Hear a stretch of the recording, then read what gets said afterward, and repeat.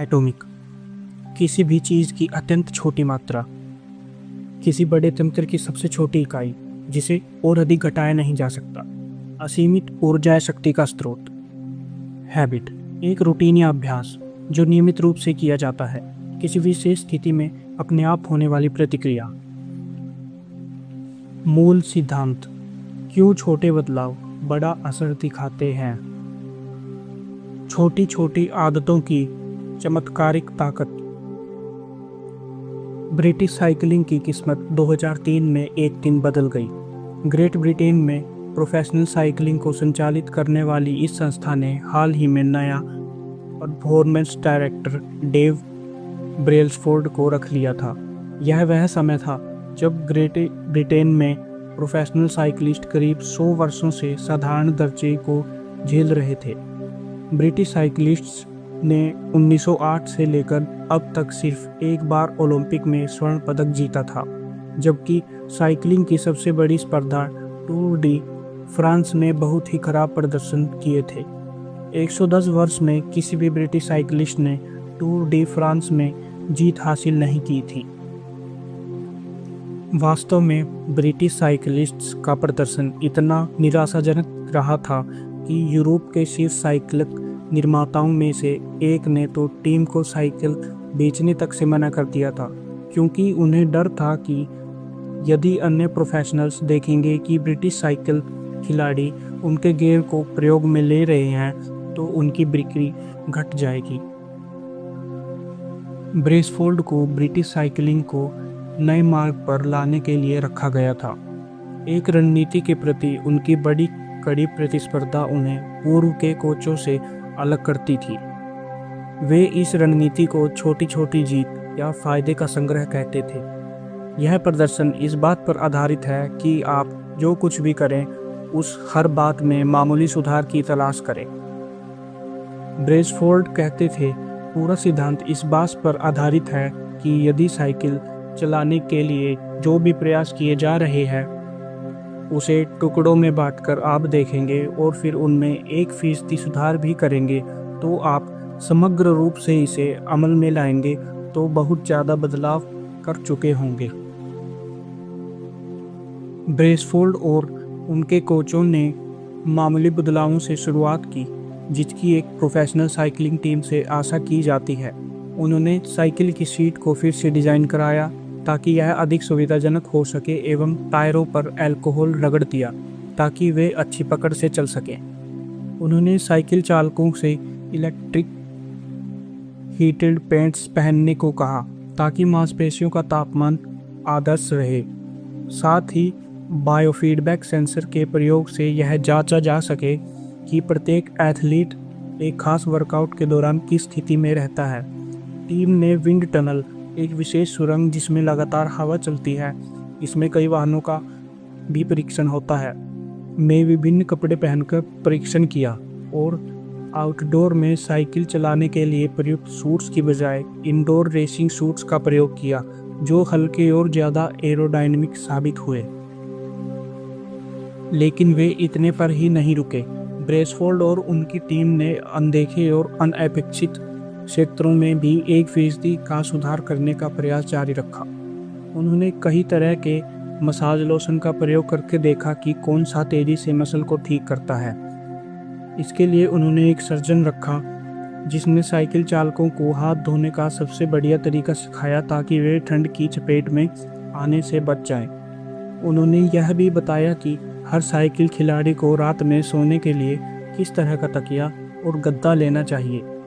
यहाँ तक कि उन्होंने टीम का ट्रक भी भीतर से सफ़ेद रंग में पेंट करा लिया ताकि धूल के मामूली कणों को भी देखा जा सके, जो पहले नज़र नहीं आते थे, जबकि उसके कारण अच्छे से तैयार की हुई साइकिल की गति भी खराब हो सकती थी। इस तरह के सैकड़ों अन्य छोटे छोटे सुधार किए गए तो परिणाम इतनी तेजी से आए कि कोई कल्पना भी नहीं कर सकता। ब्रेसफोर्ड के पद संभालने के 5 साल बाद ही ब्रिटिश साइकिलिंग टीम का 2008 के बीजिंग ओलंपिक में दबदबा रहा, जिसमें उसने सड़क और ट्रैक साइकिलिंग स्पर्धाओं में 60% स्वर्ण पदक जीते।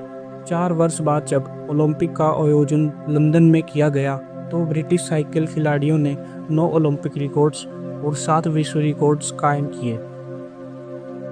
उसी वर्ष ब्रैडली विंगिस पहले ब्रिटिश साइकिलिस्ट बने जिन्होंने टूर डी फ्रांस में जीत दर्ज की।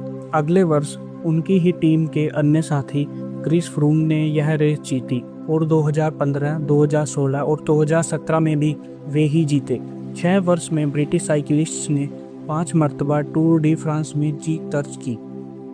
ब्रिटेन के साइकिलिस्ट्स 10 वर्ष की अवधि 2007 से 2017 के बीच 178 विश्व चैंपियनशिप और 66 ओलंपिक तथा पैरालंपिक स्वर्ण पदक जीत चुके थे। साथ ही उन्होंने 5 बार टूर डी फ्रांस में जीत हासिल की थी, जो साइकिलिंग के इतिहास में सबसे ज़्यादा सफल दौर माना जाता है। यह होता कैसे है? कैसे सामान्य एथलीट्स की एक टीम ऐसे मामूली बदलावों से विश्व चैंपियन बनकर खड़ी हो जाती है, जो पहली बार देखने पर इतने मामूली लगते हैं कि उनसे बहुत थोड़ा सा अंतर पड़ सकता है। क्यों छोटे छोटे सुधार एकत्र होकर इतने उल्लेखनीय नतीजे दे सकते हैं, और किस प्रकार से आप यह नज़रिया अपने जीवन को लागू कर सकते हैं? क्यों छोटी आदतें बड़ा बदलाव करती हैं? दैनिक जीवन में किसी निर्णायक क्षण के महत्व का आकलन बढ़ा चढ़ाकर करना और छोटे छोटे सुधारों को कम समझना बहुत ही आसान है। हम यही मानते हैं कि बड़ी सफलता में ज़्यादा प्रयास जरूरी है, भले ही वह वजन घटाने का मामला हो, कारोबार बढ़ाना हो, पुस्तक लिखना हो, चैंपियनशिप जीतना हो या किसी मकसद को प्राप्त करना हो। हम अपने आप पर इतना दबाव डालते हैं ताकि किसी तरह से कुछ ऐसा बदलाव हो सके कि हर कोई इस बारे में बात करे। इन सब के बीच 1% सुधार विशेष रूप से कोई मायने नहीं रखता। कभी कभी तो इस पर कोई ध्यान तक नहीं देता, लेकिन यह लंबे समय के लिए बहुत अर्थपूर्ण हो सकता है। छोटे सुधार लंबे समय में असाधारण अंतर दिखा सकता है। इसका गणित इस प्रकार से काम करता है: यदि आप प्रतिदिन 1% भी पहले से बेहतर होते हैं तो पूरे वर्ष में 37 गुना बेहतर बन सकते हैं। इसके विपरीत, यदि आप 1 वर्ष तक हर दिन 1% बदतर होते जाते हैं तो आप शून्य के करीब हो जाएंगे। भले ही छोटी जीत से शुरुआत हो या छोटी हार से, यह एकत्र होकर कई गुना हो जाती है। आदतें आत्म सुधार का चक्रवृद्धि ब्याज होती हैं। जिस प्रकार से धन चक्रवृद्धि ब्याज में कई गुना बढ़ता है, उसी प्रकार से आपकी आदतों का प्रभाव बार बार करने पर बढ़ता जाता है। भले ही वे किसी दिन मामूली बदलाव के रूप में दिखाई दो, लेकिन कई महीनों और वर्षों में इनका प्रभाव जबरदस्त हो जाता है।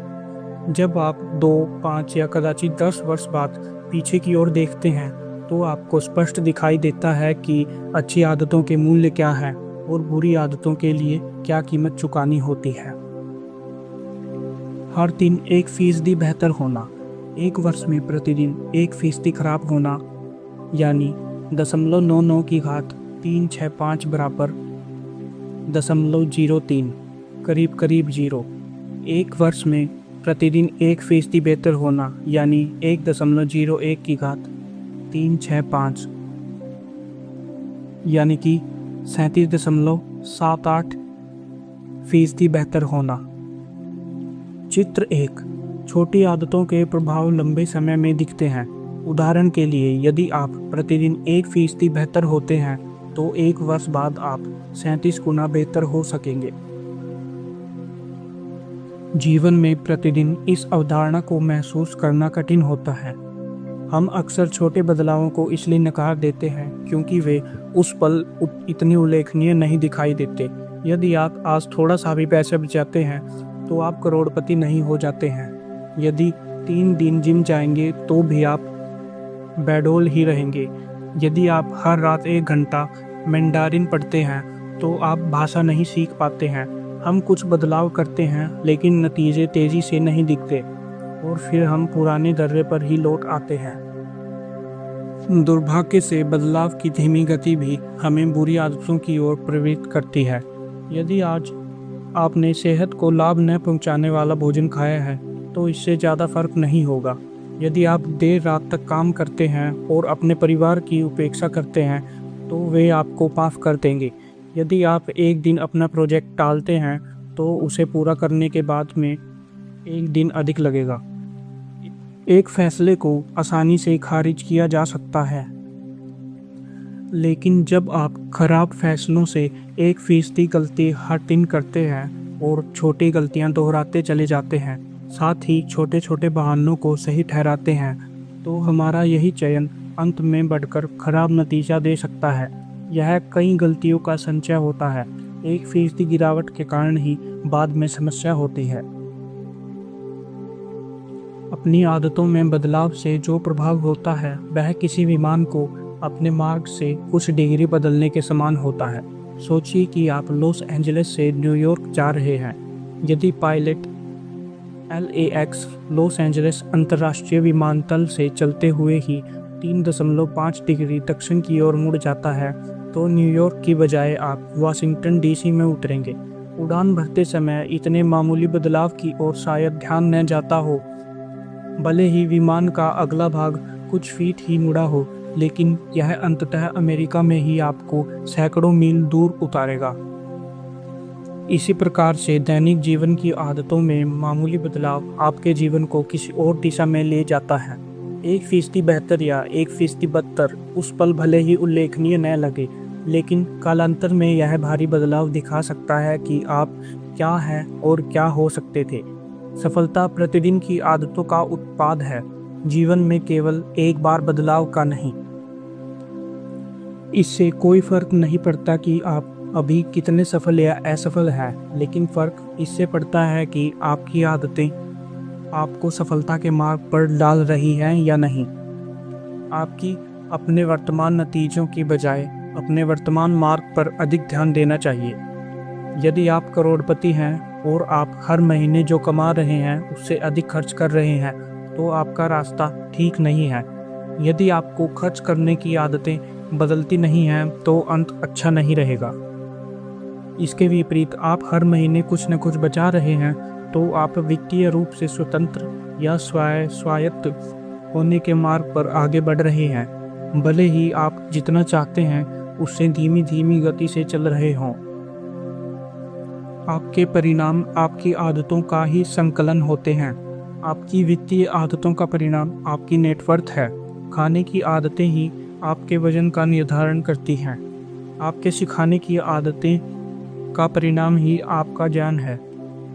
आपकी सफाई की आदतों का नतीजा अलग दिखता है। आप जो दोहराते हैं वह आपको प्राप्त होता है। यदि आप अपनी भविष्यवाणी करना चाहते हैं कि आप जीवन में कहाँ पहुँचेंगे, तो आपकी छोटी आदतें और छोटे नुकसानों दोनों का एक वक्र बनाना होगा। तो आप देखेंगे कि किस तरह से आपके दैनिक जीवन की पसंद नापसंद 10 या 20 वर्ष में आपको क्या परिणाम देगी।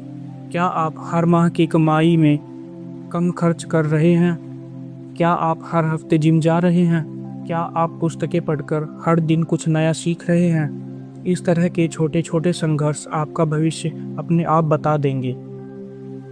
सफलता और असफलता के अंतर को समय बहुत बढ़ा देता है। आप जीवन को जो भी दे रहे हैं वह गुणित होकर सामने आएगा। अच्छी आदतें समय को आपका दोस्त बना देंगी, खराब आदतें समय को शत्रु बना देंगी। आदतें दुधारी तलवार हैं। बुरी आदतें आसानी से आपको ख़त्म कर सकती हैं, जिस तरह से अच्छी आदतें आपको बेहतर बना सकती हैं। इसलिए इसे समझना बहुत महत्वपूर्ण है। आपका जानना आवश्यक है कि किस प्रकार से आदतें काम करती हैं और अपनी पसंद के अनुसार कैसे इन्हें बनाया जाए, ताकि आप इस दोधारी तलवार की एक धार से बच सकें।